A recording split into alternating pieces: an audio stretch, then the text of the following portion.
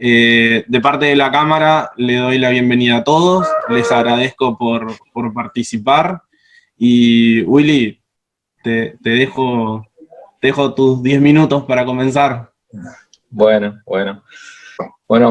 buenas tardes para todos. No sé quién está, y voy a chequear a ver quién estaba, pero no, bueno, no importa. Te veo vos, Andrés, nomás. No me alcanza, con una cara bonita sola me alcanza. Bueno, a ver, primero en nombre de la Cámara darle la bienvenida a los que estén por ahí y bueno, la idea era un poco charlar, la propuesta es, ya que estamos todos pensando en cómo volver al trabajo, bueno, las distintas experiencias, las distintas realidades en distintos sectores.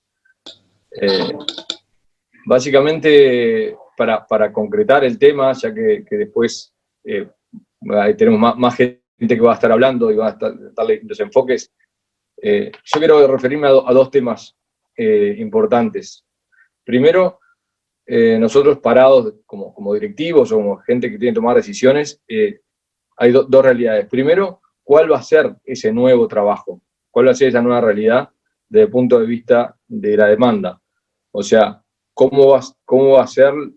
¿Para qué nos tenemos que preparar? ¿Para hacer qué? Y eso depende fundamentalmente de la economía. Todos sabemos que hubo una crisis fuerte de oferta, primero por el lado de China, pero que todo este parate llevó a una oferta de demanda. Y bueno, lo bueno es que esta economía que está como dormida, como en algunos han dicho que la economía está en coma, pero lo bueno es que la economía está como en coma inducido, dicen algunos, que no es por una patología cierta de la economía, sino que inducida por este tema sanitario. Así que acá dependerá un poco de si tendremos una recuperación en forma de V corta o una recuperación en forma de U. Hoy parecería indicar que va a ser un poquito más parecida a una U, pero bueno, eso implica que va a haber recuperación. Pero de todas maneras, ese nivel nuevo de producción, y ahora yo me enfoco mucho en lo que es producción manufacturera, porque es a lo que más nos dedicamos nosotros, en Bader, dependerá cuál va a ser ese nuevo nivel de producción, ese nuevo nivel de demanda, y con eso, cómo adecuamos nuestras personas, nuestros equipos, nuestros sistemas para hacer frente a esa nueva demanda. Así que esa es una de las primeras tareas que para esta vuelta de trabajo tenemos que considerar, y si no lo hicimos, hacerlo, cuáles son los distintos escenarios que podemos tener de demanda y de producción, y en función de eso, cómo adecuar nuestros sistemas, estructuras, horarios, personas, en fin. Después el otro tema es, bueno, cómo volvemos, y con esa capacidad requerida, digamos, cómo hacemos frente para cumplir esa demanda. Por supuesto que hay, lo primero de todo es un protocolo acordado, validado por personal médico, por personal técnico en la materia, primero que nada. Creo que es bien importante no ponernos los que no sabemos a hacer cosas que no sabemos, sino validarlos con esa gente que sabe, y a su vez acordarlo con el personal. Creo que es bien importante que toda la gente esté convencida de que eso es lo que hay que hacer. Así que eso es lo primero. Y después hay un punto que está muy bien recogido. Yo le había pedido a Andrés que capaz que podía compartir en pantalla una cosa, no sé si podés, un segundo, y si no, les cuento. A ver.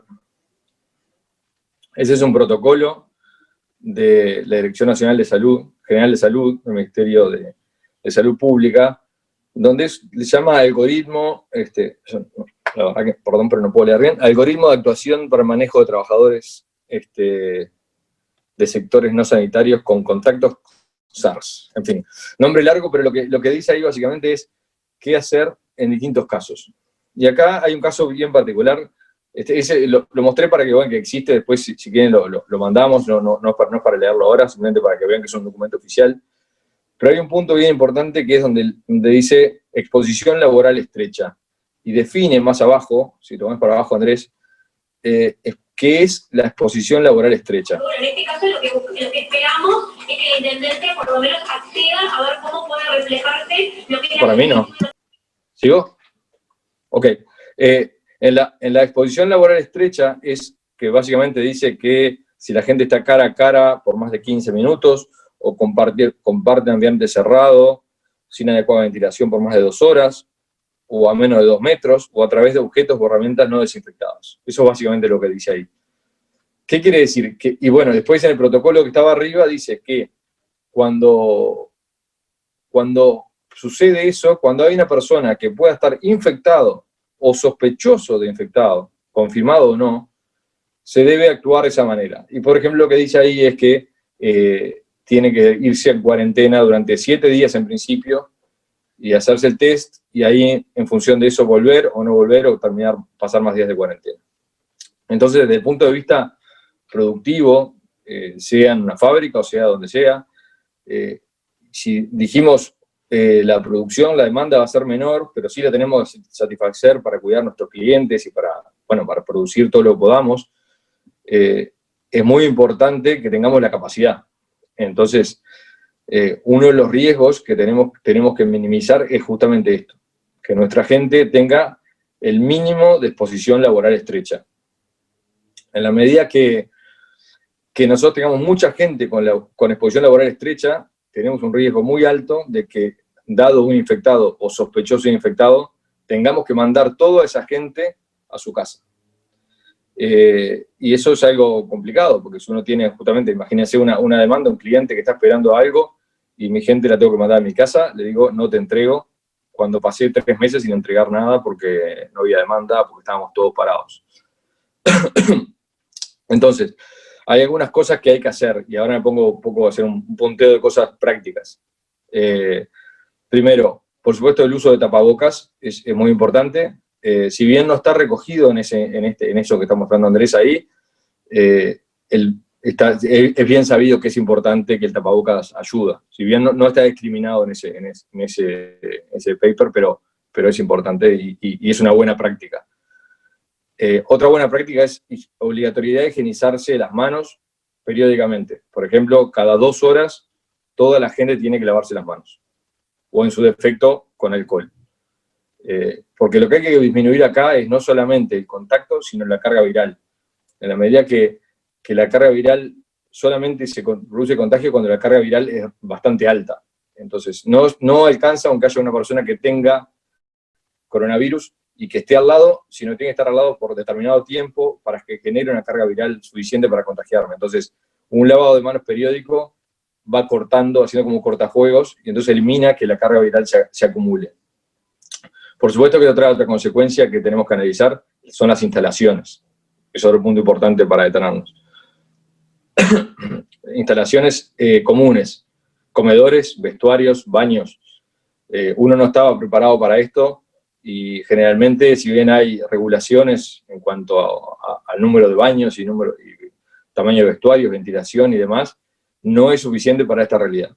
Así que tenemos que adecuarnos rápidamente a eso, con la parte edilicia, que a veces no es lo más fácil de hacer, porque nadie hace obra tan rápido. Así que la otra alternativa es separar la gente. Tratar de que haya menos grupos, menos gente trabajando al mismo tiempo, y, por ejemplo, los descansos, separarlos. En vez de todo el mundo descansa a tal hora, o, bueno, hacer mucho más turnos de descanso, mucho más turnos de almuerzo, habilitar otros lugares para almorzar. Todo eso que son servicios hay que verlo con detalle, con cuidado, estableciendo sistemas. Puede ser, no más de 2 personas en el baño al mismo tiempo, y se pueden poner el sistema de una luz, para que cuando entran 2 personas ya apretan un botón y ya no venga la tercera hasta que no se libere. En fin, se pueden idear distintos métodos, pero lo importante es minimizar esa gente, ese contacto, porque en la medida que haya un contagio, lo primero que se va a analizar es con quién tuvo contacto laboral estrecho en las últimas 48 horas, y toda esa gente se tiene que ir a su casa. Después, en el comedor, todo lo que es manejo de utensilios y de cubiertos, o si se lava todo junto, bueno, con mucha precaución, y si no, inmediatamente después de usarlo, cerrarlo y ponerlo en bolsas individuales y no tener contacto con los demás. Así que ese es otro punto importante. Y después con respecto a lo que es la producción, propiamente dicho, y de vuelta, me estoy enfocando en todo lo que es aspectos productivos de fábrica, porque los que vienen después quizá van a hablar más de cosas más de oficina. Hay distintas formas de disminuir la concentración de gente con esa exposición laboral estrecha que habla el Ministerio. Por ejemplo, si uno tiene una producción en un turno solo, lo que puede hacer es hacer 2 turnos. Entonces, tener la mitad en cada turno. Si uno tiene, por la realidad económica, no sé, el 30% de la gente en seguro de paro, bueno, ir rotándolos para que siempre haya gente que esté descansando, que esté en seguro de paro, y en caso de que haya un contagio, bueno, siempre tenés gente disponible para previo una desinfección, por supuesto, todo eso está en el protocolo, pueda volver a trabajar. También compartimentar con mamparas o con barreras de alguna forma los sectores, cosa que, de vuelta, si hay un problema en una persona, sepamos cuáles son las personas afectadas, cuáles son las personas que sí tuvieron esa exposición laboral estrecha, y a esas personas se le hace la cuarentena, y el resto estaría librado de eso. Por supuesto que acá lo estoy mirando todo desde el punto de vista de lo que hace la producción, pero por supuesto que esto afecta a la salud de toda esa gente y a la salud de la familia de toda esa gente, ¿no? Yo estoy viendo un poquito en el punto de vista de la empresa, pero por supuesto que no quiero dejar de lado la parte humana, pero sí me interesaba esto. A ver, de vuelta, se pueden hacer, en vez de hacer turnos más grandes, hacer turnos más chicos, más cortos. En fin, cada realidad irá viendo cómo adecuarlo, pero el mensaje que quería decir es, si la economía no va a estar muy bien, si a cada uno de nosotros nos va a afectar esto y nos va a redundar en menor producción, en menor demanda, toda la demanda que tengamos la tenemos que satisfacer. Entonces tenemos que tener las condiciones necesarias para que el tema del coronavirus, además de todo lo que es el tema de la salud personal, porque nos interesa a la gente, no sea impedimento para satisfacer la demanda de un cliente, que en definitiva, bueno, de eso vivimos y para eso tenemos la producción. Así que básicamente era eso, no sé cómo estoy de tiempo, André. Estamos bien. Justito, ¿Cómo? Ya estamos bien en tiempo como para darle paso a Bayer, con Patricia Angulo, que nos va a dar también su testimonio. Perfecto. De parte de la Cámara, agradecerte, Billy. Dale, André. Bueno, ahora Patricia, supongo que dará otro enfoque, y bueno, al final no sé, me imagino que después harás alguna rondita de preguntas, ¿no, André? Y van a ir dejando las preguntas en el muro, ahí en el chat, así que cualquier cosa, al final vamos a hacer las preguntas, y si no, se las vamos a hacer llegar a ustedes. Buenísimo, dale. Bueno, gracias, Billy. Saludos, y bueno, Patricia, adelante. Bueno, muchas gracias. Buenas tardes para todos. Bueno, mi nombre es Patricia Angulo y trabajo en la empresa Bayer. Solo algunas características de nuestra empresa aquí en Uruguay, porque creo que es importante todo lo que uno habla o lo que está haciendo ponerlo en contexto. Bayer es una empresa que aquí en Uruguay tiene una dotación de aproximadamente 40 empleados. No tenemos sitio productor, están solo un sitio administrativo, una oficina administrativa, que estamos en el World Trade Center, estamos ahí en la Torre 3, y bueno, estamos en modalidad de teletrabajo desde el lunes 16 de marzo, trabajando y llevando adelante los negocios que tiene Bayer en Uruguay con total normalidad. Hecho esa pequeña introducción, quiero contarles un poco cómo ha sido nuestra experiencia desde el 16 de marzo en adelante, qué puntos, cuáles han sido un poco los pilares o la estrategia para conducir la empresa en este tiempo, poner foco en 2 ámbitos muy importantes, que son las personas y la continuidad de los negocios, y bueno, y después hablar un poco de cómo estamos encarando el retorno a las oficinas, el retorno a la actividad, y cómo manejamos la construcción de un protocolo que se adecue un poco a nuestras necesidades. Como les decía, nosotros desde que empezó y se disparó la pandemia aquí en Uruguay, obviamente somos una compañía global, o sea que veníamos viendo cómo se estaba dando la situación en otros países donde ya está presente la compañía, la estrategia o los lineamientos que siguió la compañía desde un principio fue, en primer lugar, cuidar la salud de los empleados. Y en segundo lugar, la continuidad de los negocios. Estos dos postulados han sido nuestra guía y nuestro norte en absolutamente todo lo que hacemos. Y lo que hemos visto tras estos 2 meses que han afectado a Conosur, región a la que pertenece Bayer Uruguay, es que hay una retroalimentación muy fuerte entre los mismos.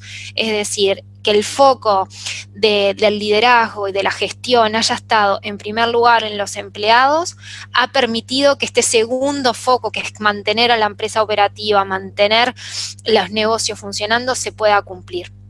Y esto no es simplemente algo aspiracional o cualitativo difícil de medir, lo vemos en aspectos medibles y es en cómo funciona la empresa, los tiempos de respuesta, cómo estamos atendiendo y sirviendo a la demanda, que en el caso de los negocios en los que está Bayer han tenido continuidad absoluta, el agro y la salud. ¿Sí? Perdón que no hice una pequeña aclaración, yo estoy con mis niños en mi casa, así que si bien he tratado de organizar esto, si en algún momento veo una interrupción, les pido las disculpas del caso. Bueno, entonces con estos dos pilares hemos estado trabajando y por eso quería destacar algunos aspectos del tema personas y en otros temas de negocio. En lo que hemos visto en el manejo de las personas, nos ha resultado clave el liderazgo fuerte y de cercanía. Los líderes tienen que conocer el contexto particular de cada empleado. Si bien acá hay estrategias generales y que son transversales a la organización, esta crisis ha demandado un liderazgo de cercanía, presente, conectando y tratando de entender cuál es la situación particular de cada empleado, en su salud física, en su situación emocional, en su contexto familiar y demás. Y eso se logra con tiempo, con dedicación y hablando y dialogando. Esto ha permitido que los empleados sientan esta empatía, que sientan que se conoce y que se puede y que la empresa puede considerar la situación particular que está viviendo, porque lo que esta crisis, esta pandemia ha puesto sobre la mesa es que hay un montón de personas que están atravesando circunstancias que son ajenas a su voluntad. Entonces, el estar presente y conocerlas ha sido vital. En lo que es también, esto lo habrán visto, pero en muchos lados ha también sido nuestra experiencia el mantener la conexión virtual, no solo para los temas estrictamente laborales, sino mantener la conexión virtual para hacer un corte, para hablar de temas que no son de trabajo, para preguntar cómo está cada uno, para hacer esas reuniones y que la gente pueda conectar, aunque sea desde otro plano. Vemos que eso también es una necesidad a satisfacer de la gente trabajando en sus casas. La comunicación ha sido una herramienta fundamental, mantener un único canal de comunicación en donde se valida las decisiones tomadas con claridad, con transparencia y apalancándonos en la comunicación para la gestión de la ansiedad, de la incertidumbre y el miedo que está atravesando todos los colaboradores de la empresa. Hemos realizado encuestas para saber en qué situación está cada persona, también para tener información y ahí ir poder gestionando y trabajando con los líderes cada situación, ¿no? La verdad que si bien en Uruguay hay pocas capas en lo que es la estructura organizativa, en otros países hay muchísimos más niveles jerárquicos y bueno, hay que tener liderazgo lo más fuerte posible y en mejor situación para que eso cascadee al resto de los colaboradores. Y cuando uno piensa en el retorno a las oficinas, esta encuesta ha sido una herramienta importante para medir qué es lo que le preocupa al empleado a la hora de volver, ¿sí? Yo creo que aparte las preguntas que nos estamos haciendo, dependiendo en el momento en que nos las hacemos, es que vamos teniendo respuestas distintas. Si bien acá empezamos a cambiar la vida el 13 de marzo y estamos casi 2 meses después, nuestra situación de ahora no es la que teníamos el 30 de marzo ni va a ser la que tengamos el 30 de junio. Entonces, estar preguntándonos en forma permanente esto creo que va a ser necesario porque estamos todos atravesando de forma diferente los momentos.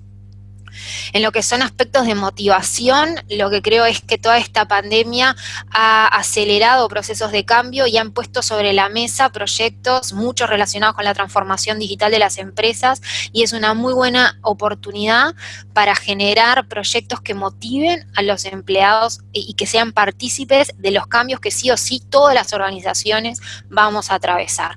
Así que aprovechar y capitalizar estas oportunidades en cuanto a los cambios que antes estaban dilatados o demorados o que en agenda venían más atrás y que ahora son una necesidad de la hora, bueno, de hacer participar a todos los colaboradores o a distintos colaboradores en estos proyectos con un aspecto de motivación. Yendo un poquito a lo que es al negocio, nosotros lo que hemos visto en esto, como para destacar, Bayer obviamente es un sitio administrativo, pero tenemos nuestros depósitos, nuestra cadena logística para servir a la demanda, y creo que más que nunca el foco en que los partners que tienen nuestros negocios estén alineados con lo que nosotros hacemos y la forma en que los hacemos. Nosotros no hubiésemos podido mantener la operación tal como la hemos mantenido si quienes nos ayudan a llevar nuestros productos hasta el cliente, quienes los entregan y demás, no hubiesen mostrado una alineación tan saludable y tan coordinada con el accionar de Bayer. Así que esto es de vuelta un ejemplo de que tenemos que mirar la cadena completa, aun cuando nosotros no estemos haciendo alguna de esas partes y contemos con algún tercero que nos provea de ese servicio. Es muy importante la alineación y ese partnering fuerte con los proveedores claves. Para nosotros también la cercanía de los clientes para tener una respuesta rápida ha sido clave. Es decir, nosotros hemos mantenido la operación adaptándonos a las condiciones que nos imponen nuestros clientes. Operamos en el agro y en la salud, como les decía, dos rubros, dos actividades que no han parado, pero sí que han cambiado las condiciones en las que trabajan. Entonces hemos tenido que tener una respuesta rápida en cuanto a los momentos de entrega, las condiciones de entrega, las precauciones y demás. Entonces la comunicación fluida nos ha permitido cumplir con todas esas exigencias y adaptarnos en forma rápida. Y también, obviamente, que esta situación nos ha acelerado cambios y nos ha permitido también derribar mitos que teníamos con respecto, sobre todo, a la transformación digital. Les voy a poner dos ejemplos prácticos de nuestra empresa. Nosotros en el área comercial, de lo que es el área de salud, trabajamos con la visita presencial a los médicos, a los centros hospitalarios, para realizar la visita médica. Eso hoy está absolutamente fuera de la mesa por las restricciones sanitarias, y eso ha forzado a que nos tengamos que comunicar con los médicos y con el cuerpo médico de una forma diferente. Algo que parecía imposible o que siempre cuestionábamos de cómo iba a ser esa comunicación, hoy no queda otra forma que implementar herramientas de comunicación diferentes. En el caso del agro, nosotros estamos atravesando la plena cosecha de soja, tratando de cuidar a todo nuestro equipo de ventas, y bueno, nos hemos apoyado en la tecnología, en las imágenes satelitales, en los software que ya estamos lanzando y disponibilizando a los clientes para seguir en línea la cosecha, los rendimientos, el estado de los campos y demás. O sea que tuvimos que rápidamente introducir cambios que quizás estaban en nuestro calendario para más adelante, pero la tecnología nos ha permitido seguir haciendo lo que hacemos de una forma diferente. Ya en los últimos minutos que creo que me queda, quiero ir un poquito a lo que es el protocolo. Yo les decía que nosotros partimos con dos postulados: cuidar a los empleados y mantener nuestros negocios funcionando. Empleado que se siente cuidado va a comprometerse y va a cuidar el negocio de una forma con un sentimiento de pertenencia muy fuerte, y eso nosotros lo hemos visto. Pero cuando se trata de volver a las oficinas, vemos que hay que empezar, que no solo uno está como muy enfocado en generar protocolos de seguridad, de salud, higiene y demás. Yo creo que hay un factor que no es menor, y es no solo basta con generar un entorno seguro o sentir que lo hemos logrado desde las empresas, desde quienes gestionamos, sino que el empleado tenga la tranquilidad de que está yendo a un lugar seguro. Y a eso no lo hace el protocolo solo en sí mismo. lo hace el protocolo más una comunicación muy buena por parte de los líderes y la explicación de cómo va a ser esa nueva realidad y ese retorno a las oficinas. O sea que nuevamente un gran esfuerzo en la comunicación y en el liderazgo para generar esa sensación de tranquilidad, sobre todo en un momento donde estamos ansiosos, con miedo, con incertidumbre y con mucho desconocimiento. Como luego va a hablar un técnico y un especialista, yo no quiero ahondar en temas de protocolos y contarle un poco cómo nosotros encaramos el armado de un protocolo.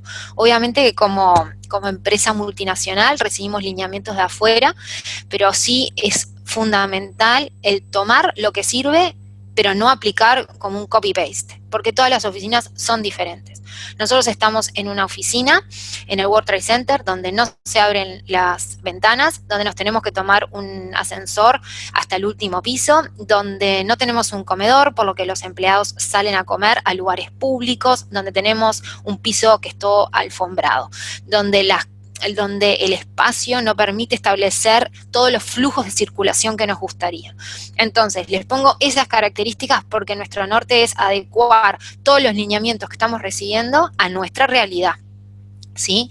Entonces, también, más allá de esta customización, que me parece muy importante de la mano de quien sabe, si no es un personal interno, pero profesional externo de la compañía, también lo que nosotros estamos discutiendo es cuál es el incentivo de volver.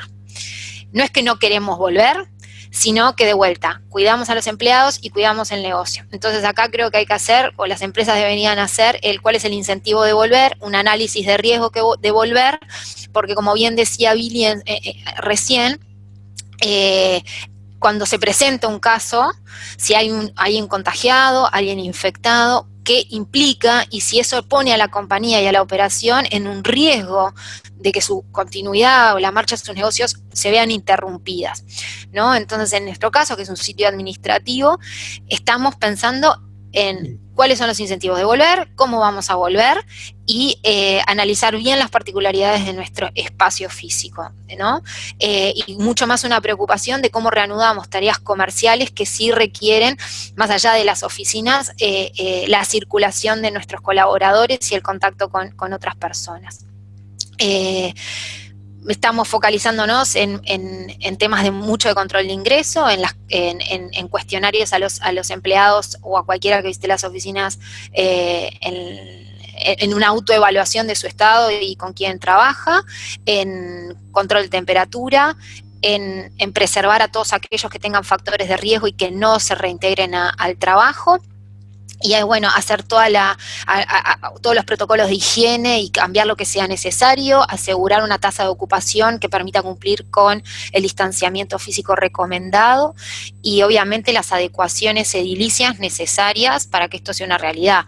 Cambiar modalidad de filtros de aire, rever el tema del comedor, que como les decía es un tema clave, y demás. Eso es un poco lo que quería compartirles. Disculpen si me fui unos minutitos del tiempo. De mi parte era compartir un poco estos conceptos y estas líneas de trabajo que estamos teniendo desde Bayer. Muchas gracias, Patricia. Igual seguimos en contacto y obviamente si alguien tiene alguna consulta la puede dejar en el chat que te las vamos a hacer llegar. Gracias de parte de la Cámara. No, por favor. Gracias. Le damos paso al señor Maimis y a Adriano, de parte de BAS, que van a seguir también contándonos un poco acerca de la experiencia. Sí, hola, buenas tardes. Adriano y yo representamos BAS acá. Yo hago una pequeña introducción. Adriano está manejando todo el asunto del retorno a las oficinas en BASF aquí, por eso él les puede dar los detalles donde estamos. Les cuento un poco de qué hacemos y un poco cuáles son los parámetros que estamos usando. Un poco para el contexto, nosotros, Adriano y yo, representamos el BASF Servicios Américas aquí en Montevideo, que somos hermanos de BASF Uruguaya, pero no somos responsables por el negocio de BASF en Uruguay, sino somos suministramos servicios de los más variados tipos adentro de la organización. Somos más o menos 550 personas en la compañía hoy, y hace 8 semanas, igualito a lo que mencionó Patricia, estamos a 8 semanas trabajando en home office, con todo funcionando de una forma muy buena, la verdad, mejor de lo creo que lo esperamos nosotros, con todos los desafíos que trae ese monto de gente trabajando en casa. Una cosa que antes que nos metamos un poco más en los detalles del plan de retorno y cuáles son los criterios que usamos, una cosa que creo que es muy importante mencionar: nosotros, además de ser una compañía muy grande y tener todo y cualquier tipo de apoyo a nivel regional como a nivel global, de equipos de seguridad, equipos de salud, equipos médicos y todo más que nos aconsejan, nos dan los criterios, que claro, nos hace la vida un poco más fácil que a otros que son menos estructurados y tienen que manejar las cosas solas. Por eso, la verdad, la ventaja que tenemos es podemos juntar las informaciones que nos hacen disponibles por la organización muy grande y tal. La otra cosa importante a mencionar: nosotros no tenemos producción en Uruguay, lo que saca un pilar muy crucial de la complejidad de manejar esa situación que tenemos hoy. Lo que tenemos es una oficina, 500 personas, todo el mundo trabaja en computadoras y tal, que de verdad hace la cosa muchísimo más fácil de, por ejemplo, lo que tiene Billy, que tiene la planta y que tiene un montón de cosas para nosotros. La verdad, como lo aprendimos hoy, nos fuimos todos los 550 a casa y ahí estamos hasta hoy, y sí, la verdad, funciona. Un poco de los criterios: nosotros tenemos un plan de retorno listo y hecho, que claramente es un work in progress, todavía le agregamos alguna cosa, y por si alguien está interesado como algo para leer y quizás sacar algunas ideas, el plan lo pasé a Misha hace algunos días.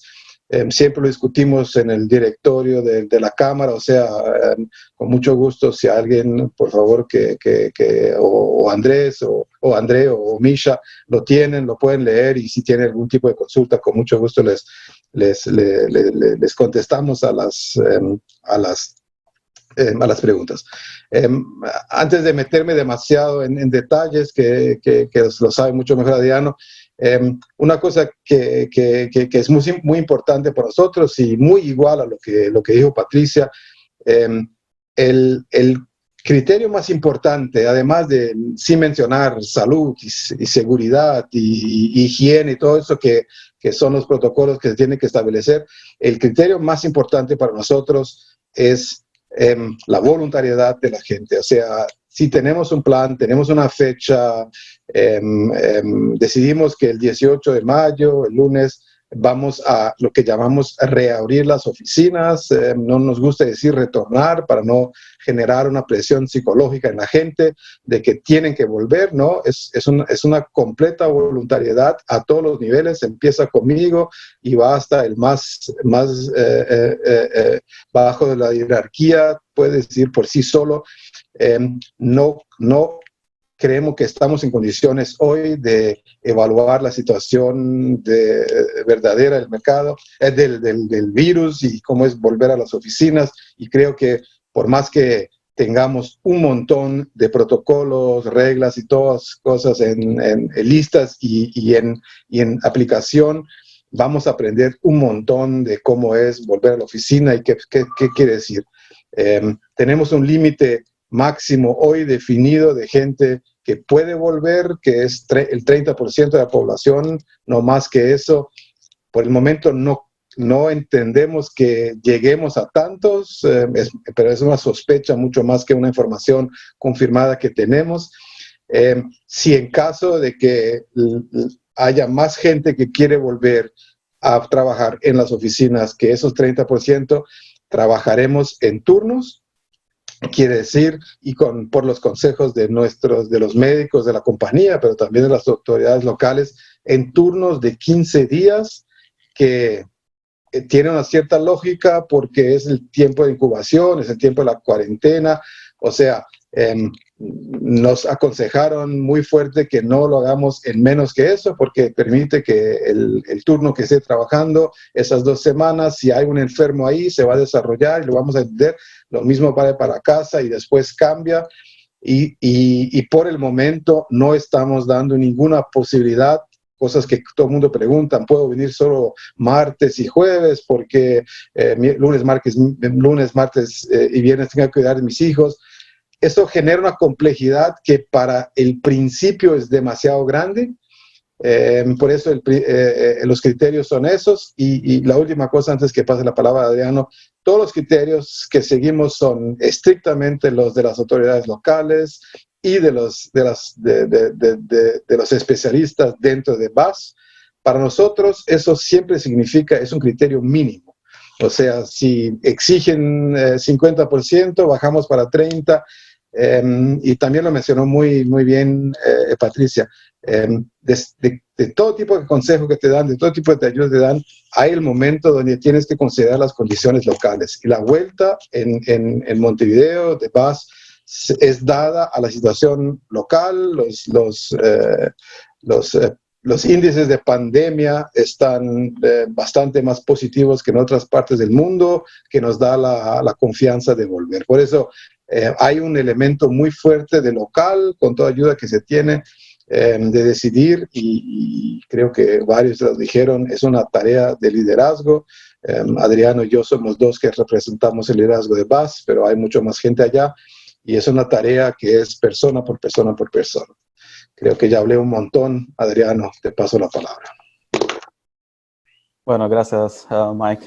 Buenas tardes, soy Adriano Maya, responsable por Procurement y Facilities, y estoy con Mike en esta tarea representando los líderes de BAS en un comité de crisis que armamos justo para no solo hacer un seguimiento de lo que se está pasando en términos de crisis, pero también tomar acciones que son decisivas para mantener el nivel de servicio y ahora para definir cómo vamos a volver a la oficina. Hoy estamos en la torre 4. La complejidad, como decía Mike, no es demasiado como una planta fabril. Asimismo, tenemos hoy 7 pisos y estamos incorporando uno más. Eso involucra el hecho de que tenemos que manejar ahí proveedores que están trabajando para arreglar ese nuevo piso que vamos a tener, y que envuelve también entonces establecer protocolos de seguridad para que ellos también cumplan sus plazos con nosotros, y también que sus colaboradores estén seguros ahí cuando trabajan en nuestras instalaciones. Pero volviendo ahora al punto principal de cómo volver, o como decía Mike, cómo abrir la oficina después de 2 meses cerrada. Primero de todo es eso, no es una abertura, una vuelta mandatoria, obligatoria, es algo que es voluntario. Por eso establecemos una árbol de decisión donde la primera pregunta es, ¿el colaborador quiere volver? Si quiere volver, ahí seguimos para las otras preguntas. Las otras 2 preguntas, porque es una matriz decisoria muy sencilla y tiene que ser así para ser práctica. La otra pregunta es, ¿el colaborador pertenece al grupo de riesgo del COVID-19? Y ahí establecemos el primer protocolo, que fue decir cuáles son los grupos de riesgo. Fuimos un poco más allá, incluso de que se establece en el gobierno. Detallamos ahí cuáles son algunos criterios, y otros, claro, son muy conocidos, como enfermedades que claro, se agravan cuando se están infectados con el COVID, pero dejan muy claro cuáles son las personas que no pueden volver por tener determinadas enfermedades. Y el tercer es si vive con alguien que está en el grupo de riesgo o en una situación que pone ahí una limitación para volver. Con eso, los managers ya llegan a conclusión quién puede, quién no puede. Como decía Mike, si está por encima del 30%, se tiene que establecer una rotación entre ellos, pero siempre manteniendo el número de 30%. Ahí con esto, aseguramos que no vamos a tener una sobrecarga en, por ejemplo, la utilización de la cocina, la utilización de los baños, y aseguramos también que con los servicios que tenemos de facilities, por ejemplo, servicios de limpieza, sean más que suficientes para tener un padrón un poco más fuerte que teníamos antes de la crisis. Esa es la idea de establecer esa algo decisoria. Bien, más allá de los criterios, estos colaboradores que deciden estar ahí precisan estar seguros de otras maneras también. Por eso establecemos que por piso, y como decía, son 7 hoy en día, por piso tenemos que tener por lo menos un brigadista. Por el caso de una evacuación, de una emergencia, aseguramos que ellos están ahí listos para hacerlo. Y también estamos administrando un entrenamiento para que sepan no solo hacer su trabajo como brigadistas, porque eso ya tenían el entrenamiento, pero también ahora con algunos protocolos más con respecto al COVID-19. Asimismo, el incentivo que damos a todos es seguir trabajando desde su casa si pueden hacerlo. Porque ese era un mito que teníamos en el pasado, o por lo menos una duda si iba a funcionar bien, y ahora estamos seguros que funciona muchísimo bien, así que no hay apuro para volvernos a la oficina. Ahora se les comento muy rápido algunos de los protocolos que generamos para volver. Por ejemplo, generamos un que se llama pautas de convivencia, y ahí se hace un montón de recomendaciones. Por ejemplo, el uso de tapabocas, cuando se tiene que utilizar tapabocas. Nosotros ya compramos y vamos a suministrar tapabocas para cada uno de los empleados. Son 4 para cada uno de ellos. Obviamente que ya compramos más, una cantidad más grande que el necesario, en el caso de que sea necesario el reemplazo. Pero los empleados pueden utilizarlo entonces cuando quieran. Ahí surgen dudas, se tiene que utilizar todo el día o no, incluso eso lo detallamos ahí, y todas esas informaciones estamos transmitiendo a los líderes. Incluso hicimos una charla hoy con ellos a las 3 de la tarde, Mike estaba ahí liderando esta charla con los líderes, porque ellos van a ser los embajadores e incluso como ejemplos para los otros de cómo seguir estas pautas de convivencia en esta nueva normalidad que tenemos que vivir juntos. Otros temas que tenemos ahí, la utilización de la cocina. Desafortunadamente tenemos que establecer una rotación también por cuenta de la capacidad máxima de la cocina, que antes se podía utilizar con más de 20 personas, ahora establecemos que solamente 4 personas a la vez pueden utilizarla, y todas las personas van a tener que comer en sus propios escritorios. La recomendación es no salir de la oficina. Claramente no podemos obligar que todos se queden ahí, pero sí vamos a pedir por lo menos para estos 30% que van a empezar, para que se queden más tiempo en la oficina y traigan su comida para que no tengan que salir. Otro tema también que establecemos un protocolo es la recepción, porque con más de 500 personas tenemos muchas visitas, y para eso también tenemos que asegurar la salud de las personas que trabajan en la recepción, y también a manosear todo que viene de afuera. Aún con respecto a protocolos de salud, tenemos sí un protocolo de qué tenemos que hacer y a quién tenemos que comunicar en caso de un colaborador que venga a infectarse con el COVID. Por suerte hasta ahora no tuvimos ningún, pero es difícil decir que vamos a seguir así, que no vamos a tener un caso en los próximos meses. Puede pasar, y ahí ya establecemos un protocolo de quién tienen que informar, por ejemplo, nuestro médico, nuestro departamento médico, recursos humanos, y ahí podemos tomar las medidas que son necesarias. Hablando un poco de la infraestructura, decidimos por cerrar las salas de reunión chicas. Con menos de 6 personas no se utilizan más las salas de reunión, solo utilizamos las salas con capacidad para más de 8 personas, asimismo solo con 2 personas. Entonces, por eso tenemos salas ahora muy grandes, con muy pocas personas utilizando. Las salas con 10 se va a utilizar con el máximo de 3, 4 personas, y por ahí va, sí que tengamos entonces necesidad de estar juntos con mucha gente al mismo tiempo. Cambiamos un poco los protocolos de los proveedores de limpieza y mantenimiento para asegurar que se haga una limpieza más fuerte en los escritorios, y vamos a suministrar para cada colaborador alcohol en gel para las manos, y alcohol también para que pueda limpiar su escritorio todos los días, trapos para que pueda hacer eso.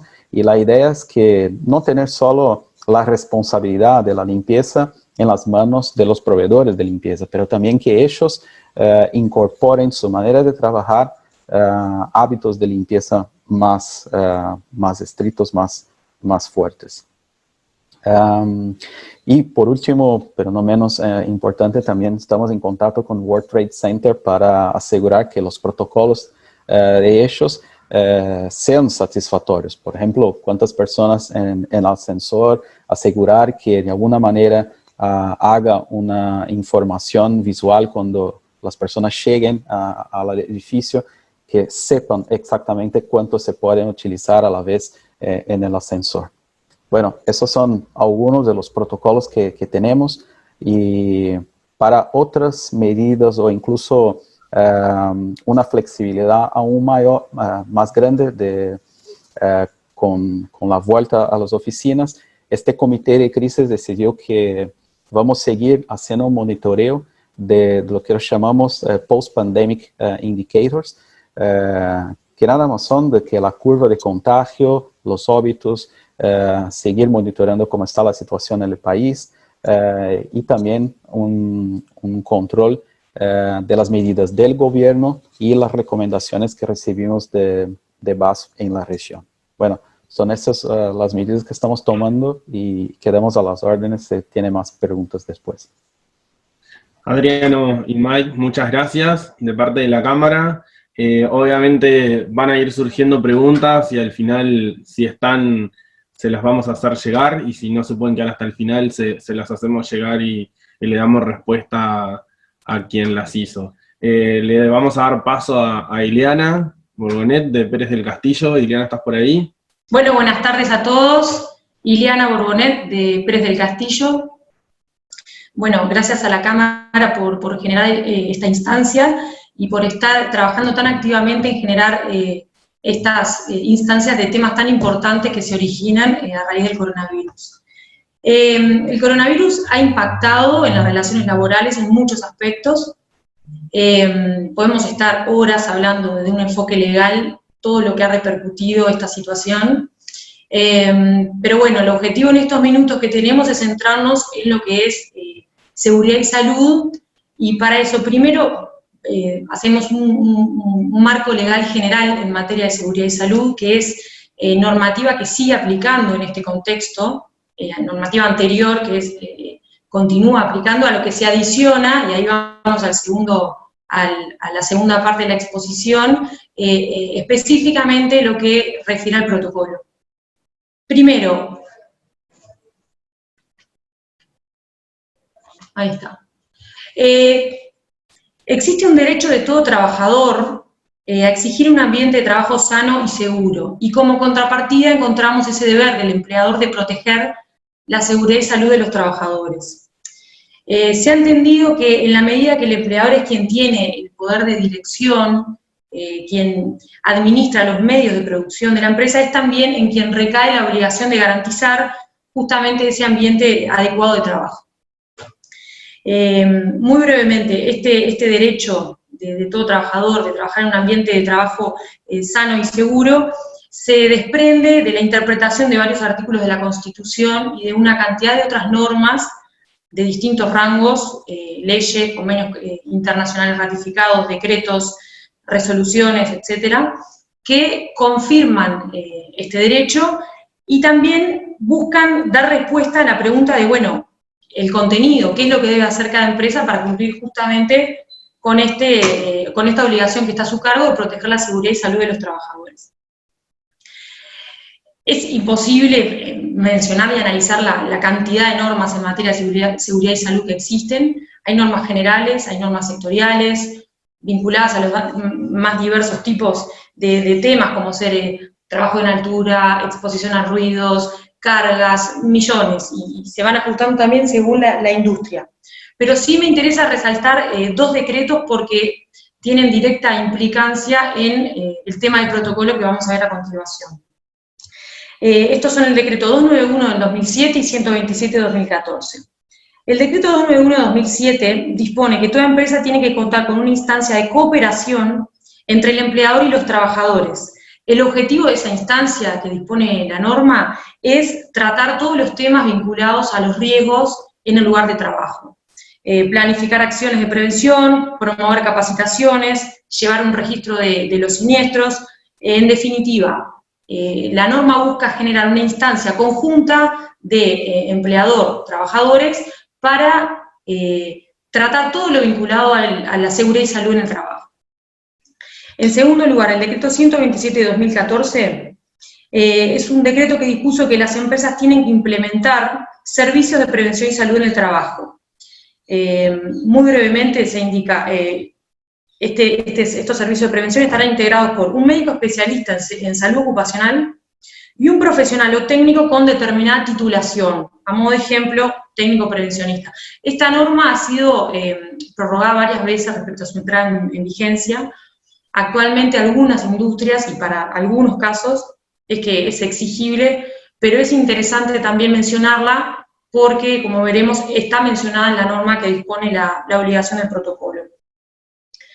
Bien, en tercer lugar, también es relevante destacar que de un análisis de toda la normativa sobre este tema,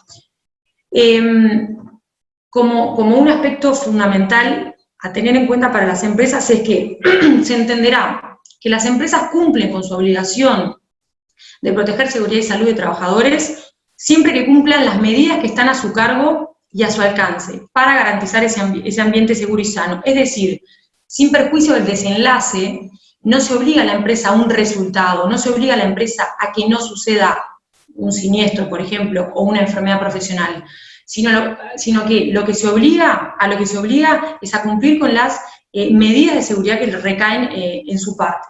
Por tanto, es por eso que se le llama obligación de medios y no de resultados. Esto es importante porque también la importancia de generar la prueba, las constancias necesarias de que la empresa ha cumplido con las medidas que están a su cargo, porque es después la defensa cuando se le pretende imputar una responsabilidad. Y ahí pasamos al cuarto punto. Bien, la consecuencia de no cumplir con las normas en materia de seguridad y salud laboral genera responsabilidades. Se pueden organizar en 4 subsistemas para verlos bien diferenciados y claros. El primero, responsabilidad civil. Como ustedes saben, bueno, dentro de las medidas que tiene a su cargo una empresa, tiene que contratar un seguro de accidentes laborales y enfermedades profesionales que está a cargo del Banco Seguro del Estado. Las empresas delegan allí sus responsabilidades por los accidentes que ocurran a causa o en ocasión de trabajo. Bien, si el empleador no contrata al Banco de Seguro del Estado, o aún si habiéndolo contratado, se demuestra que actuó con culpa grave o dolo en el incumplimiento de las normas de seguridad y prevención, en ese caso el Banco de Seguro del Estado excluye el siniestro de la póliza de seguro y el empleador, o sea, la empresa, puede ser llamada a responder, ya sea ante la víctima, familiares o el mismo Banco de Seguro del Estado. Vemos que es una responsabilidad entonces subjetiva, porque se va a atender cómo actúa la empresa. Segundo lugar, responsabilidad frente a la administración. Bien, concretamente la Inspección General de Trabajo y Seguridad Social organismo del Ministerio, es la encargada de inspeccionar el cumplimiento de las normas de seguridad y salud. Por tanto, en caso de detectarse que no se cumple, la empresa podrá ser pasible de una sanción administrativa. Tercero, responsabilidad laboral. Los propios trabajadores que detecten el incumplimiento de obligaciones en esta materia pueden reclamar, por ejemplo, siendo un ejemplo muy macro, una situación de acoso laboral puede ser entendida como un incumplimiento de la empresa de su obligación de garantizar un ambiente sano. Por tanto, en ese caso, el empleado avanzará en las reclamaciones que entienda que corresponden. Finalmente, responsabilidad penal, y bueno, ahí tenemos la tan conocida ley de responsabilidad penal empresarial. En caso de que se compruebe que se tipifica el delito previsto en la norma, que es cuando la empresa incumple las obligaciones a su cargo, exponiendo a la persona, su integridad física o mismo su vida a un peligro, y que eso puede generar un daño, ahí podrá ser eventualmente analizado desde este enfoque penal. Por tanto, fundamental entonces repasar lo que es la normativa general en materia de seguridad y salud ocupacional, que esto es un breve pantallazo, porque es un marco legal en el que se ubica lo que ahora vamos a analizar del protocolo a raíz del COVID. Es decir, toda esta normativa sigue siendo plenamente vigente y es fundamental reforzarlo y revisar el cumplimiento de todo esto. Pasamos entonces ahora sí a lo que es la normativa específica en este contexto de COVID-19, yendo exclusivamente a lo que es el protocolo. Bien, encontramos con un alcance general la resolución 52 del Ministerio de Trabajo, que fue el 13 de marzo, que después fue ampliada por la resolución 54 del 19 de marzo. En términos generales, estas dos resoluciones, que son las más importantes en lo que refiere al protocolo, apuntan a que corresponde al empleador y también indica a la Comisión Bipartita de Seguridad y Salud, que ya fue mencionada anteriormente como una de las normas importantes, así como también corresponde a los servicios de prevención y salud, el segundo decreto mencionado, coordinar mecanismos necesarios para la confección de un protocolo de prevención y actuación ante el riesgo de coronavirus. Es decir, se establece la obligatoriedad de que las empresas cuenten con un protocolo y se indica el marco en el cual este protocolo debe ser confeccionado. Esta resolución es genérica, es un alcance global y da un marco que luego es necesario ajustar a la realidad y necesidad de cada empresa. Tarea fundamental para el técnico prevencionista y después ampliará sobre el punto Ignacio. Las resoluciones dan ideas genéricas como, por ejemplo, comunicaciones en cartelería, distribución de material, proveer materiales de higiene, intensificar limpieza de ambientes, en definitiva, da las disposiciones que hay que cumplir de forma genérica. Luego eso debe ser ajustado a la realidad de cada empresa. Adicionalmente a estas dos resoluciones generales, tenemos lo que son las disposiciones sectoriales. Es decir, hay algunos sectores de actividad que han confeccionado protocolos ajustados para la rama de actividad. Fue el caso, por ejemplo, de la construcción, también existió normativa específica para los supermercados, también para el transporte y almacenamiento, y hay otros, e incluso se han anunciado que habrán otros protocolos sectoriales. ¿Por qué es relevante? Porque eso arma el mapa de normas que deberá cumplir la empresa en materia de seguridad y salud. Es decir, primero, el marco general que hablamos anteriormente de seguridad y salud de siempre. Se suma al protocolo particular del coronavirus-19, que fue general para todas las empresas, a lo que adiciona además el aspecto sectorial. Y también importante, hay resoluciones municipales, por ejemplo la Intendencia de Montevideo sacó una resolución para todos los comercios que atienden al público. Dispuso las distancias, el alcohol en gel, cómo hay que gestionar los residuos, es decir, se suma una normativa que eventualmente puede ser necesario que las empresas la incorporen a su mapa de normas. Bien, una pequeña mención, nosotros hablamos del título del tema que hoy nos reúne es la vuelta al trabajo. Si bien es correcto, muchos estamos volviendo al trabajo, no existe una disposición general de vuelta al trabajo porque nunca existió una obligación general de cierre. Por tanto, lo que para muchos tal vez es la vuelta, para otros es cómo continuar trabajando. Vemos que la resolución general que hacíamos mención de la 52020 es del 13 de marzo, es decir, de cuando comenzó todo esto, y esa es la resolución del protocolo. Por tanto, el protocolo es obligatorio desde el comienzo. Muchos, al haber estado cerrados, recién ahora están implementando el protocolo, pero tantos otros han estado abiertos, han estado funcionando, y bueno, en definitiva ese protocolo ya lo vienen aplicando. Bien, bueno, por último, y a modo de conclusión, enfocándonos específicamente en la repercusión del COVID en lo que es seguridad y salud, y dejando a un lado tantos otros temas que han ido mencionando los expositores anteriores y de los que podemos hablar también legalmente un montón. Las empresas tienen que asegurar el cumplimiento de normas generales de seguridad y salud ocupacional, no solo la normativa del protocolo, que por supuesto hay que cumplirla porque es una disposición obligatoria, sino también repasar las normas generales, las consecuencias de no cumplir con la normativa, y siempre teniendo en cuenta las normas generales y sectoriales. También tener presente, como vimos, que esta gestión puede ser también necesario hacerlo en el ámbito de las comisiones, en caso de que existan, y en definitiva, siempre preconstituyendo la prueba como modo de luego poder acreditar el debido cumplimiento de las obligaciones que estaban a cargo de la empresa. Bien, y con esto termino, André.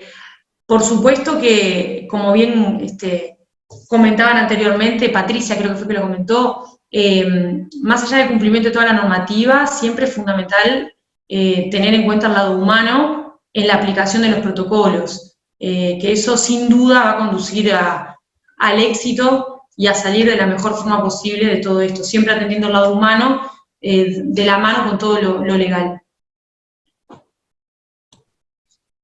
Impecable. Bueno, de parte de la Cámara agradecerte y obviamente te invitamos a que te quedes un rato más, porque seguramente alguna consulta va a surgir. Y de paso ya le damos paso a Ignacio. Ignacio, ¿estás por ahí? Buenas, sí, estoy por acá. Bueno, Ignacio, gracias por estar. Te damos paso a ti para que nos cuentes un poco tu expertise en el área. Sí, están viendo una pantalla. Y ahí ahí, lo ¿no? vemos. Bueno, muy bien. Bueno, muchas gracias a la Cámara por invitarme a participar. Les voy a contar brevemente sobre nosotros. Reasociados es una consultora que desde 2014 estamos ofreciendo servicios de seguridad y salud ocupacional, básicamente para prestar los servicios que Iliana mencionaba requiere el decreto 127. A ver, actualmente en Uruguay somos un equipo con 10 técnicos prevencionistas, 4 médicos en salud ocupacional, y yo que en verdad soy ingeniero industrial, con un posgrado en seguridad y salud en el trabajo, y bueno, dirijo este gran equipo de personas y profesionales. A ver, ¿qué les voy a contar hoy? Yo voy a tratar de llevar a la práctica muchas cosas que hemos hablado del tema protocolos. Entonces voy a tratar de mostrarles, les voy a mostrar un documento más adelante que es el que nosotros planteamos usar. A ver, vamos a tratar también el tema de por qué un protocolo, la normativa me la voy a saltear porque Ileana ya la charló. Vamos a ver un documento que es después un documento de Word, y le voy a contar después de otras consecuencias que están surgiendo a partir de esto. A ver, para nosotros, ¿por qué un protocolo? Primero es por la salud de todos, y también para minimizar el impacto en la operativa de las distintas empresas. Gran parte de este mensaje que yo le quiero decir, y que también lo mencionaban antes, es que esto es para poder comunicar claramente y poder ordenar las acciones. Es muy importante comunicar claramente porque eso tranquiliza y nos convierte en buenos líderes. Yo creo que gran parte de la gente que está hoy en la charla tienen una posición de liderazgo y creo que la gente que trabaja con ustedes espera un liderazgo firme y claro, o sea que la claridad es muy importante. Y además, ¿por qué un protocolo? Porque es normativa, porque es obligación, porque el ministerio lo está inspeccionando y lo está buscando, y porque también como somos líderes en esta organización con poder de dirección, tenemos responsabilidades legales. Cuando nos planteamos hacer un protocolo, hay algunos lineamientos. Los lineamientos los da la normativa. Y en la normativa menciona algunos conceptos detallados, cosas que hay que hacerlas de esta manera, pero en general menciona conceptos abiertos. Y nuestra idea es que hay que tratar de cumplirlos en la medida que sea razonable y factible.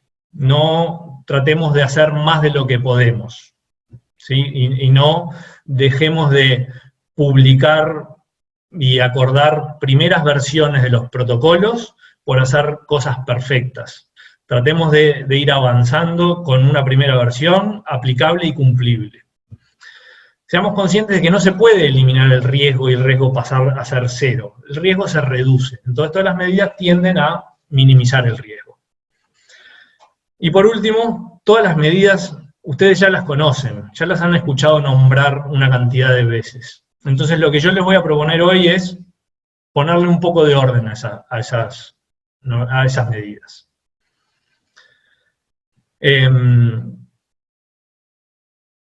Bien, normativa, ya hablamos, me lo voy a saltear. Voy a ir un poquito, bueno, no, vamos a cambiar y les voy a mostrar otro documento distinto, que era el que les decía de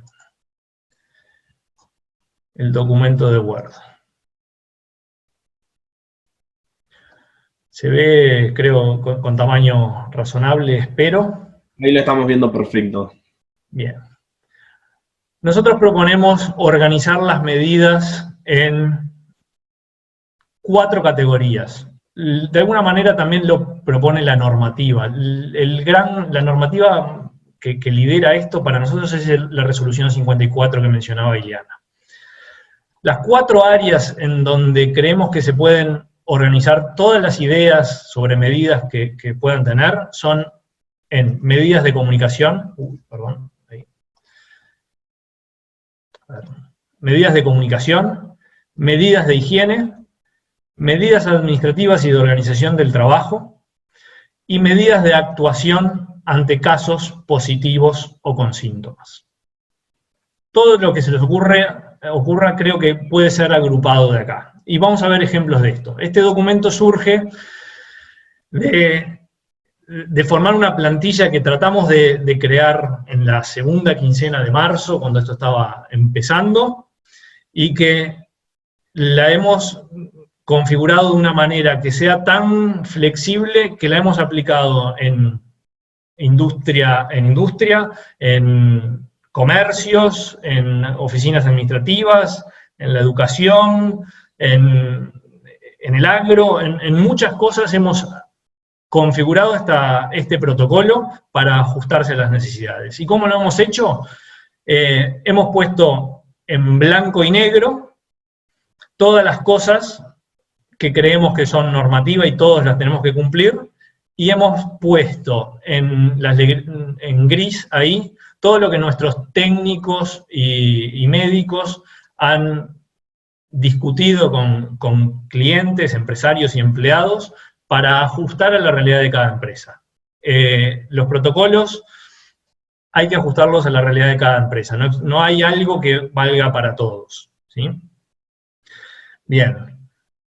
Normativa, no hablemos de esto. Entonces, el primer tipo de medidas que hay que cumplir es comunicación. Hay que difundir algunas cosas. Y la normativa nos pide, incluso, entre comillas, comunicar ciertas cosas. Con los textos tal cual los escribe la normativa, es que nosotros los hemos copiado acá. Entonces, entre comillas, la normativa dice, bueno, hay que comunicar cuáles son los síntomas que produce el COVID. Las áreas grises, como siempre, son cosas que nosotros podemos mejorar en el protocolo o cambiar. Pero lo básico que hay que comunicar son ciertos síntomas. No me voy a detener tanto en esto porque hoy en día ya sabemos cuáles son los síntomas, ya sabemos cómo se propaga, ya sabemos cuál es la población de riesgo, pero acá surgen dudas que igual un poquito más adelante en el protocolo vamos a ver.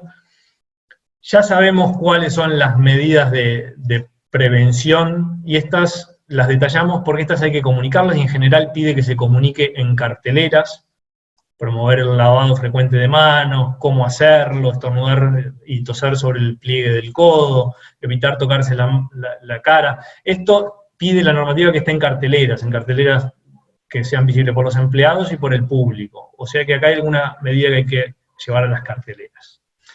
Pero dejemos temas de comunicación para atrás. Medidas de higiene que hay que establecer.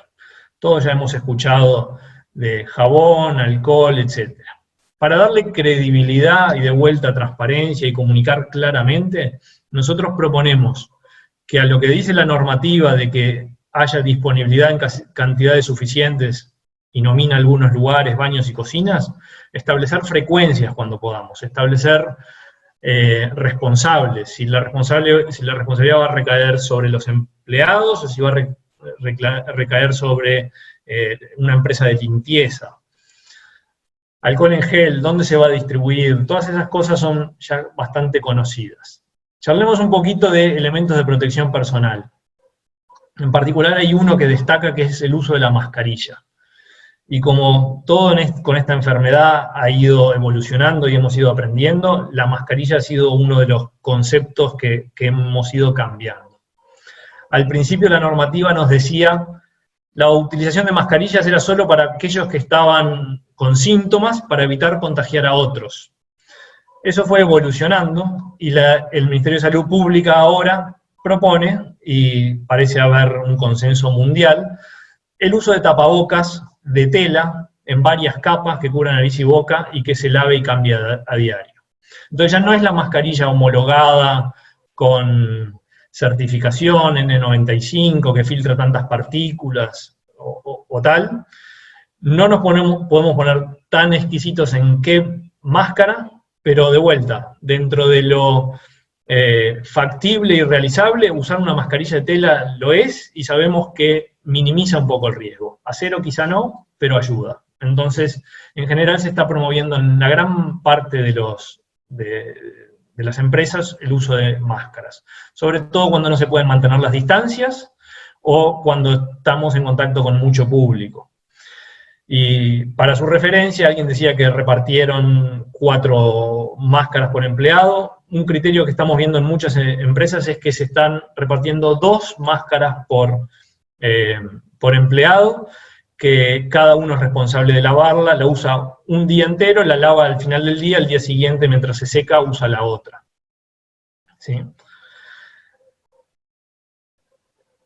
En algunos lugares capaz que aplica hablar sobre ropa de trabajo, sobre todo si se comparte algún tipo de elemento de protección específico, guantes, túnicas, mamelucos, no sé, máscaras, caretas, cosas así que a veces son de uso compartido. Bueno, la recomendación ahora es no compartirlas. Sobre higiene en los lugares de trabajo, acá de vuelta, tenemos que mejorar la higiene y ponerlo en el protocolo, estableciendo frecuencias, qué se va a limpiar y demás. Quizá no es nada distinto a lo que se hace hoy en día, pero es importante mostrar transparencia y comunicar de manera asertiva, vamos a limpiar todo esto porque a la gente le da tranquilidad. ¿Sí? Hay que pensar en cosas especiales, si se comparten algunos elementos de trabajo, hay que pensar limpiezas especiales. Los productos a utilizar, agua y jabón o detergente es esencial, es el primero, siempre que se pueda. Alcohol etílico, hipoclorito sódico, también se está utilizando. Y hay muchas consultas sobre si usar productos en base a amonios cuaternarios. También, consúltenlo con su técnico, hay evidencia científica de que desintegra el virus, así que con algún aval técnico también estamos aceptando utilizar los amonios cuaternarios. Hay muchas consultas sobre equipos de aire acondicionado y ventilación. la realidad es que el virus no se reproduce en un filtro, se reproduce en la célula. El aire acondicionado lo único que puede hacer es proyectarlo más allá del 1,5 metros de distancia que estamos usando como distancia de seguridad. Entonces, por más que desinfectemos todos los días, si 2 segundos después entra una partícula por la inyección del aire acondicionado y sale por las aletas de propulsión, el virus se va a seguir propagando. O sea que acá yo, esto es una opinión muy personal, desconfío un poco de las medidas de limpieza de los equipos de aire acondicionado. Sin embargo, les cuento que están haciendo las empresas como para dar de vuelta un poco de tranquilidad. Quienes tenían una rutina de limpieza cada 6 meses, limpian cada 3. Quienes tenían una rutina mensual, pasan a limpiar una vez por semana. Si les da tranquilidad, creo que hay que hacerlo. Charlemos de ahora la parte más interesante, que es los temas de organización del trabajo. Es la más interesante y donde cada empresa tiene que encontrar sus medidas más y ajustarlas más a su realidad. Acá hay algunas cosas escritas. Trabajo a distancia es la medida estrella. Si podemos trabajar a distancia y podemos mantener el trabajo a distancia, es lo más cerca del 0 riesgo que vamos a estar. Hay una obligación en ese caso de reportar a la Inspección General de Trabajo. Viajes al exterior. Esto hoy en día ya nadie se lo cuestiona, nadie está viajando, así que no vamos a perder el tiempo con esto. Y después hay otros 2 tipos de medidas que se recomiendan, que se exigen en la normativa, y que son evitar las concentraciones y mantener la distancia de 1,5 metros en el trabajo.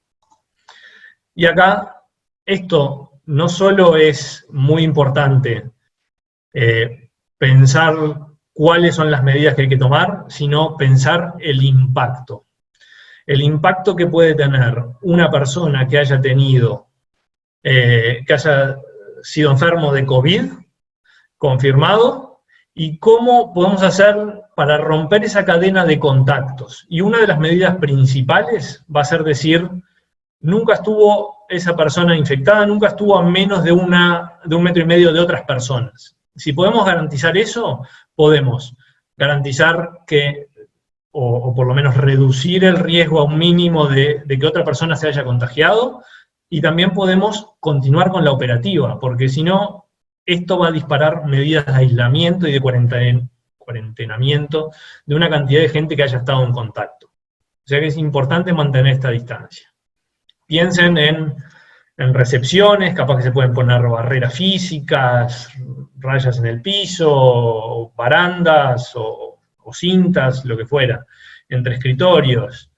En call centers que suelen tener el escritorio juntos, dejar uno separado, en líneas de operación, en vehículos, capaz que muchas empresas que tienen que ir de a 2 adoptan que vayan con las ventanas abiertas, que uno vaya adelante, otro vaya atrás, distintos tipos de medidas que hay que pensar, y con gusto después charlamos más en detalle si hay preguntas, pero vamos a pasar medio rápido para no detenernos en esto. Determinar capacidades máximas en comedores, capacidades máximas en vestuarios, ¿sí? Todo eso son medidas también que nos ayudan a evitar concentraciones. En salas de reuniones la medida estrella ha sido ocupación máxima del 30% o de 1/3, de manera de que si teníamos antes 3 sillas pegadas, ahora nos van a quedar 2 sillas libres entre medio. Sobre la población de riesgo, charlemos un poco sobre la población de riesgo en particular. Habíamos dicho que la población de riesgo eran quienes sufren de cardiopatías, enfermedades respiratorias, diabetes, etc. ¿Qué está pasando con la población de riesgo? Que no hay, salvo para la población de riesgo también se definió como los mayores de 65 años, y salvo para ellos que hay un subsidio especial, no hay una normativa que diga qué hacer con la población de riesgo. Vemos que todas las empresas están tomando medidas de responsabilidad social, de tener alguna actitud hacia esa gente para minimizar el riesgo. ¿Cuáles son esas medidas? Y bueno, hay que ser de vuelta creativo. Quien pueda mantener teletrabajo, medida estrella, hay quienes mandan a esa gente a seguro de paro, hay quienes mandan a esa gente a una licencia, quienes tratan el tema con sus prestadores médicos y el médico le da una certificación para que se vaya a FONASA, para que reciba su salario por FONASA, etc. Pero no hay una sola metodología. ¿Sí? ¿Qué pasa acá también? Acá muchas veces las empresas están confiando en... Hay dos métodos para relevar quiénes son población de riesgo. O quien levante la mano y preguntan entre los empleados quién es población de riesgo, y quienes confían en los servicios de seguridad y salud en el trabajo y en los médicos para hacer una encuesta, relevar, analizar qué tipo de diabetes es, qué tipo de enfermedad pulmonar es, etcétera, y definir en base a conociendo el trabajo, si está expuesto mucha gente o no, evaluando todos esos criterios, si realmente es población de riesgo o no, y ayudando a tomar medidas. Sobre controles de salud, si fuera aplicable. ¿Por qué si fuera aplicable? Hay empresas que lo están aplicando y hay empresas que no. El control de salud típico es controlar la temperatura al ingreso de los trabajadores. ¿Vale la pena o no vale la pena? La medida acá debería ser, en general, uno sabe si ha estado expuesto al virus, si tiene síntomas, si ha estado en contacto con alguien que tenga el virus, digamos, si tiene síntomas, si tiene temperatura, en general lo sabe.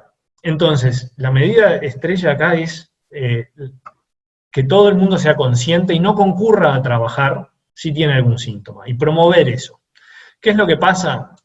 Hay muchos ambientes donde los empleados, por no perder un jornal, van a trabajar con fiebre, con síntomas, y tratan de no decir nada. Entonces, muchas veces se impone poner algún control en los accesos.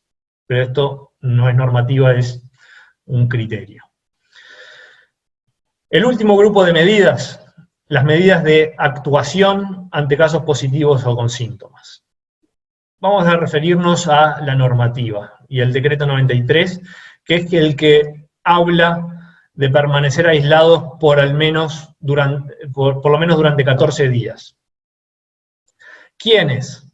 Bueno, hay una serie de personas que tienen que estar, en general lo que a nivel empresa importa más es quienes hayan estado en contacto directo con casos confirmados de COVID. Y lo importante acá es de definir esta parte. ¿Quién es contacto directo? Esto es lo que puede afectar la salud de quien estuvo en contacto directo y la operación de la empresa si precisamos mandar a esa gente a cumplir con la cuarentena de 14 días.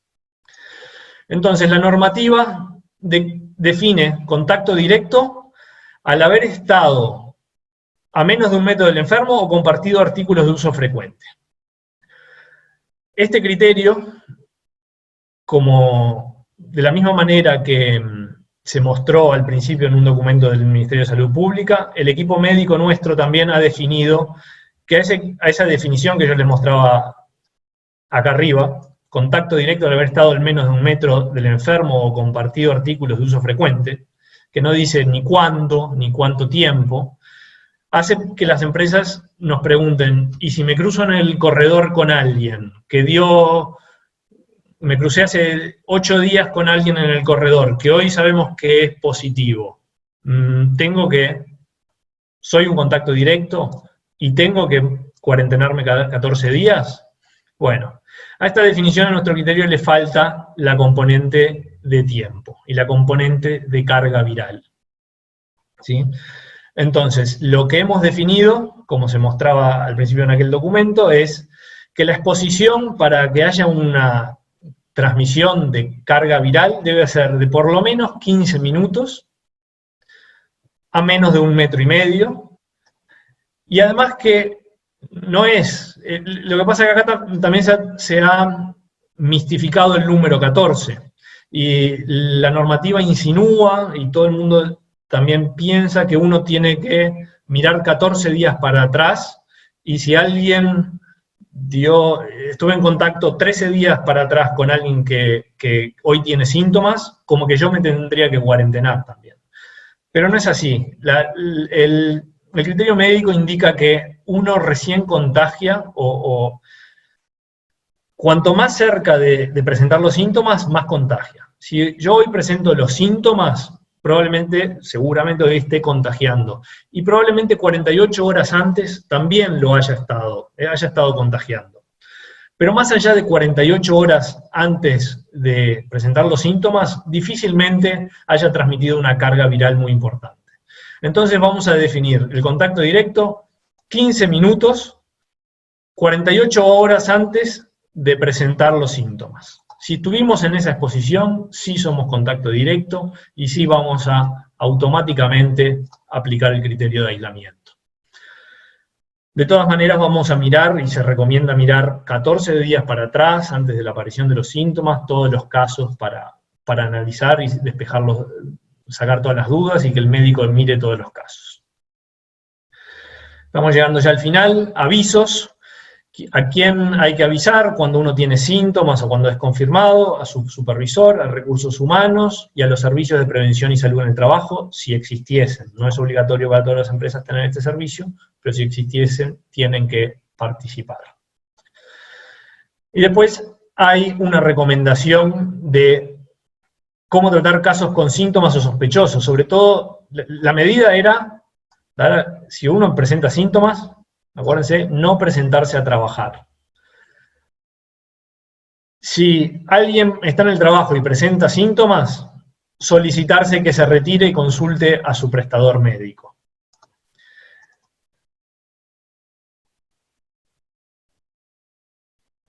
¿Qué más? Retorno al trabajo. Retorno al trabajo, quien haya estado enfermo deberá tener una alta médica para volver a trabajar.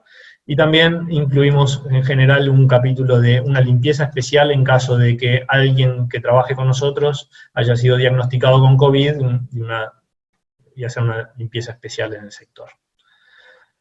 Hay algo de información de cartelería y anexos y demás, pero bueno, esto es un poco el resumen y la plantilla en la que usamos con todos nuestros clientes para ajustar sus realidades a un protocolo y tratar de bajarlo a tierra todas esas ideas.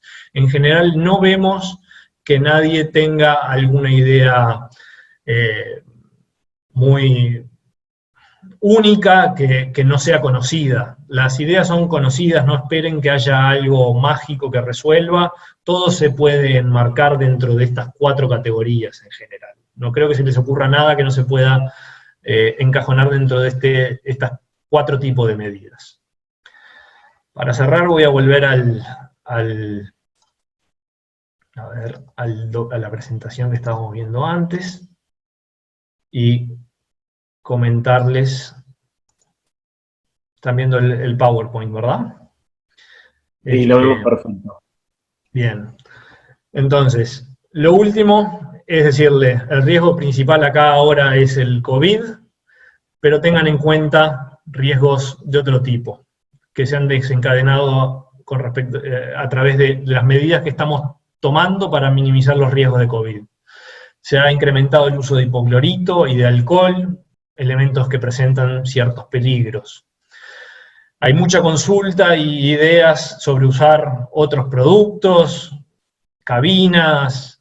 Tengan cuidado con esto, hay líderes de naciones muy importantes en el mundo que muy ligeramente opinan. Tengan mucho cuidado de todo lo que circula por WhatsApp, pregunten y consigan asesoría técnica.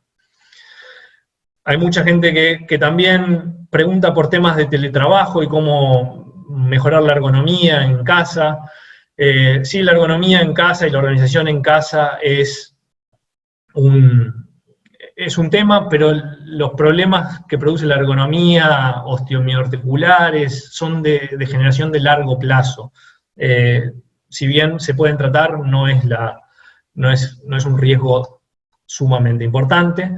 Sí parece ser más importante los trastornos que se causan a nivel psicosocial, por el aislamiento, por la enfermedad, por la situación económica. Entonces, el mensaje muchas veces para solucionar estos riesgos y solucionar también o minimizar el riesgo de la transmisión de COVID y todo esto, de vuelta es puede ser capacitaciones, puede ser protocolos escritos y organizados, cercanía.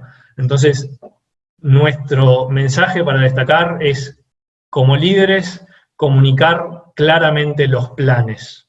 Eso le transmite mucha tranquilidad a la gente, no solo los planes de seguridad, sino los objetivos como empresa, reafirmarlos, comunicarlos, eso transmite mucha tranquilidad y nos convierte en buenos líderes.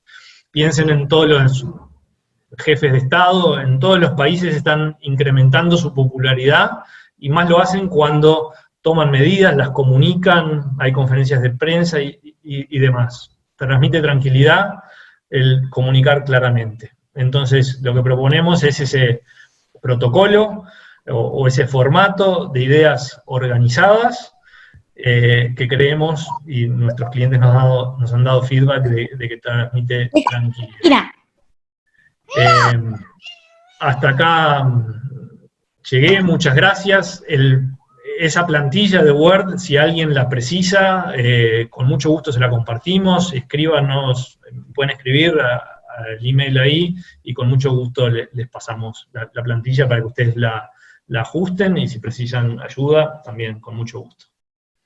Ignacio, por acá André, muchas gracias. Tengo 2 preguntas que justo quizás nos puedes evacuar.